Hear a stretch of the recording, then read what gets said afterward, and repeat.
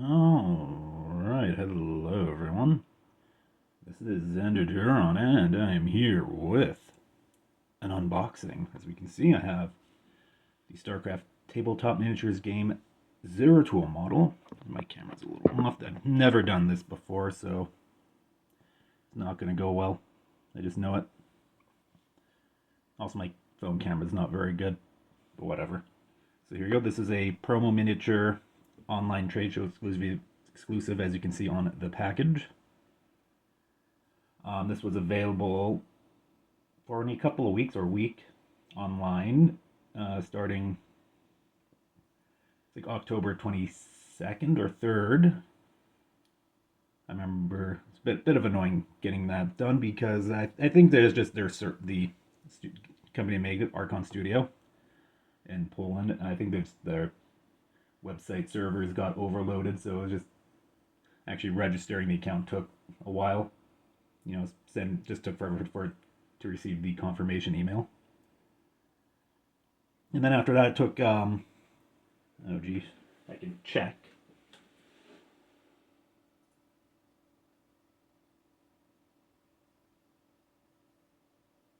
Yeah, there we go.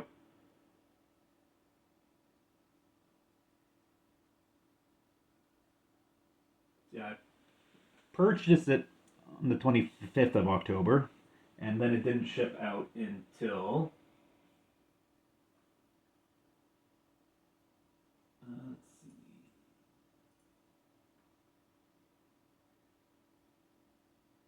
let's see, it did not ship out until the 6th of November, and then it took until today, so the 13th, so a week to arrive.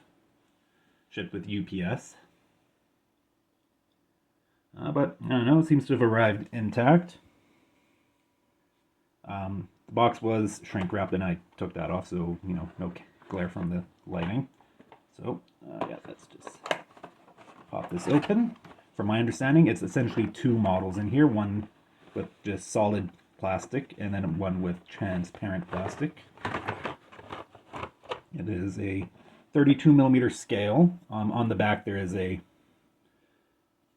whatever full scale. So that's the solid plastic. You see the base there. Cloak. I don't know how many options there are for customization. All right. I've never had a miniature from Archon Studio, so I'm not overly familiar with how they do things. The sprue is definitely arranged in a very Games Workshop-like manner. Not sure if other studios are currently doing that in that manner, where it's just, every little bit is filled, so you can get the sprue smaller. Okay. Let's see, I think this is the right way around, maybe. Protoss Zeratul promo miniature, one of two. That's what it says there. See if the camera will focus properly. I do have my phone camera light on, so there will be a little glare from that. I've never done this before. You can see, looks like head of the Hydralisk there, and then that, so yeah, that's basically the bottom part of its head, and then that looks like the top part of its head. So presumably that's what we'll, that guy right there.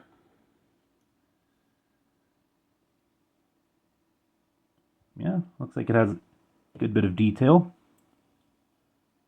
And it looks like the detail is relatively sharp. I'm leaning in way too close to the camera at this point. I do like how the sprues have the pieces are numbered, and then they have an arrow pointing towards that piece. Quite like that. Alright, let's set that aside so it's not in the way.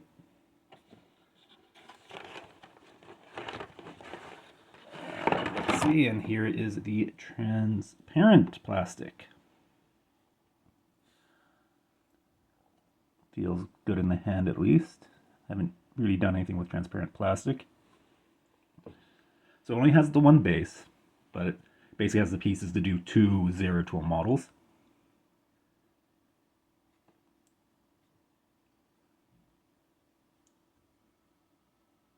A little harder to read the letters on the sprue, especially through the camera. It's upside down. That also makes it more difficult. Yeah, it's just copyright stuff. And then, yeah, Protoss Zeratul promo miniature, 2 of 2. Lovely.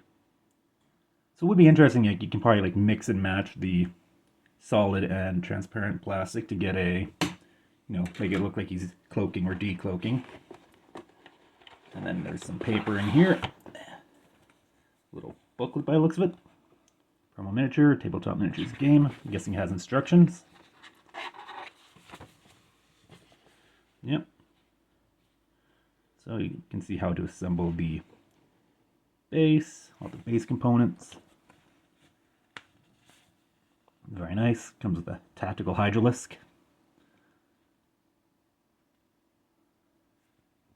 Yep, read through. Well, my camera setup's not very good, so my tripod's getting in the way. I probably just re-angle the camera so get that space. You can see some of the miniatures I have in the back there. They're Starship Troopers mostly, and I think a couple of Warhammer models I grabbed to do like scale comparisons. Yeah, read the instructions, model name, sprue number, variant, step order, optional step, assembly options, important stage, zoom in, do not glue, assembly variants, pose A, pose B, color coding, very nice, very nicely arranged. Seems pretty self-explanatory.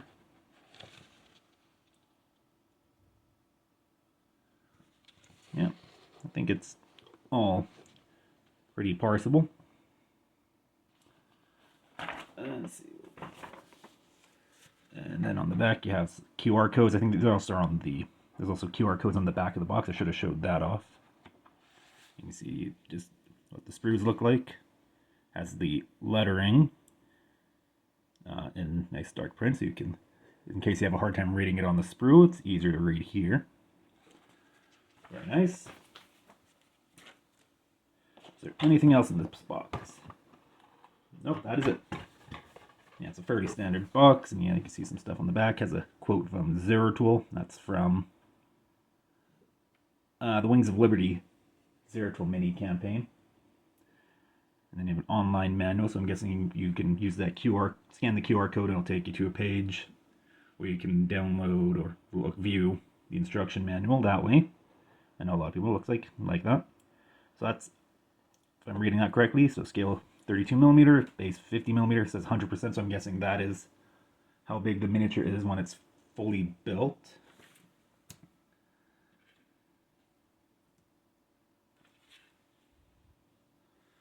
And comparing it, and yeah, it seems, yeah, like it's reasonably close.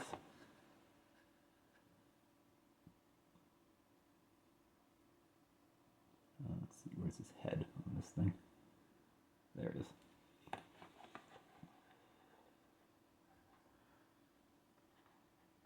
Yeah, it's definitely, it's 100, or it could be size is increased by 100%. It looks like it's hard to tell. I'm not very good at doing this. Whatever. And let's grab got a Primaris Space Marine here. I didn't paint or assemble this guy. Oh yeah. So this obviously is a GW model. It's technically 28mm heroic, and especially when you're talking about like these Space Marines, these guys are pretty close to being 32mm scale. And then yeah, then you have Firstborn Marine. Once again, another one that I didn't paint or assemble. I just bought these secondhand, so I'd have some Space Marines for comparisons for when I do 3D printing, size references. These guys, the Firstborn, are closer to being 28mm heroic versus these guys, which are basically 32mm. But, it's relative because Space Marines are bigger than the average person.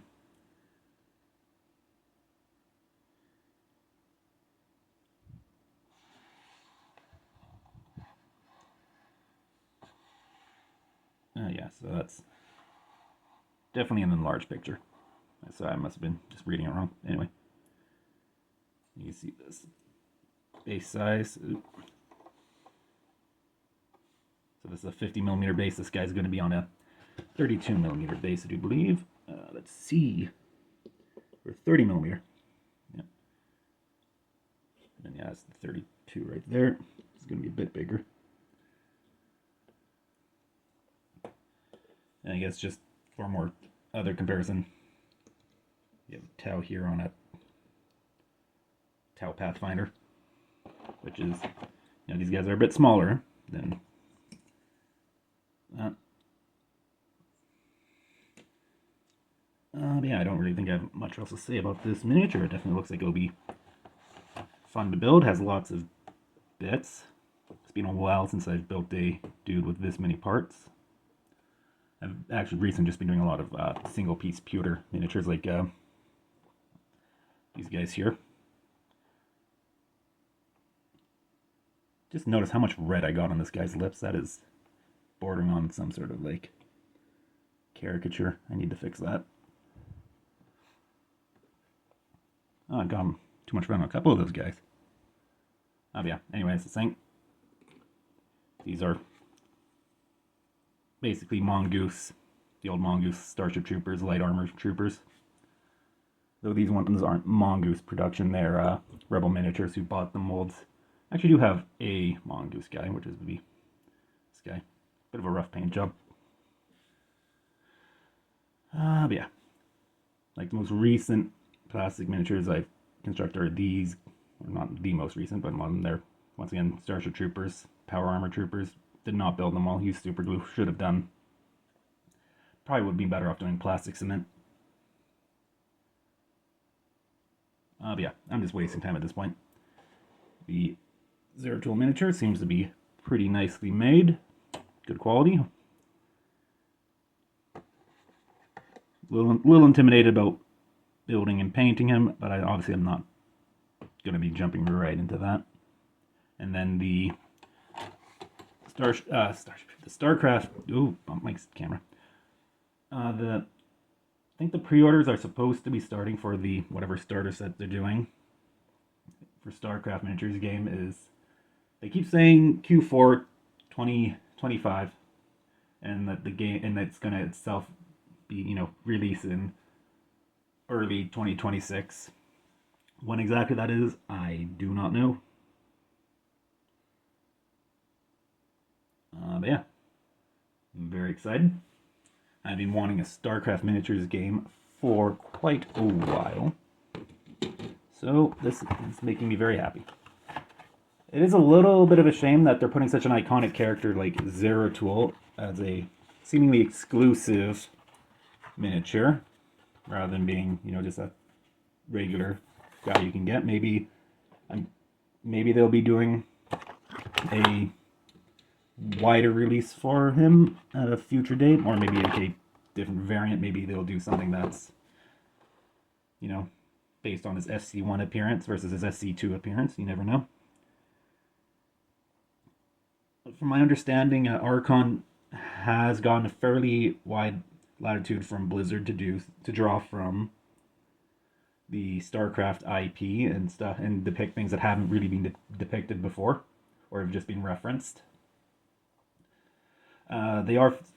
I do know from one of the Q&As they did that they, like the first one they did for the game, that they're going to be focusing on units from StarCraft 2 because those are very easy to get reference models for, because it's literally, it's in StarCraft 2. It's a 3D model in a game you can rip, you can look at, you don't even need to rip it out of the game necessarily. You can just load it up in the model viewer in the Star Edit, or whatever it's called for StarCraft 2, the map editor, and look at models in that. Or yeah, they also probably have permission from Blizzard to either rip models or have been granted access to the 3D models for the units so they can reference them and base things off of them. And I do hope that they do some of these StarCraft 1 models at some point. But obviously those are going to be harder because, they're 2D sprites in the game that are based on simple 3D models. But the 3D models themselves aren't in the game, and they're pretty low detail for the most part and are awkwardly proportioned because they're designed to be viewed as a 2D pixel or sprite from an isometric view. So they're optimized for that. So who knows? One can dream. And yeah, I'm just wasting time at this point, so I'll stop this recording here. Yeah, 15 minutes. I can stretch things out for way too long. Well, I'm Xandertron, and this was the StarCraft tabletop miniature game Zeratul, Protoss Hero. Yeah, don't know if I don't think miniature content like this is going to be a regular thing from me because I'm just not set up to do anything with it or to really record it. And my recording environment is just not great in general for it. But yeah, until next time, you guys take care and have a lovely day.